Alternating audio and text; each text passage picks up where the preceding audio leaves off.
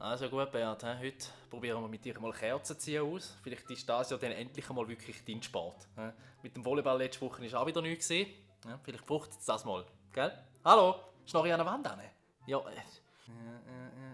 Also Beat, hast du gesehen, wie es funktioniert? Gell? Double sicher.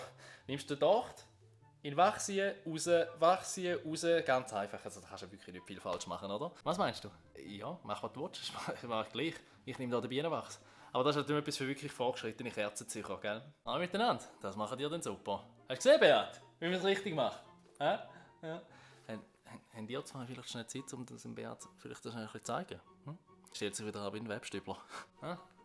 Voilà. Hast du gesehen? Sieht aus wie lauter kleine Landjäger.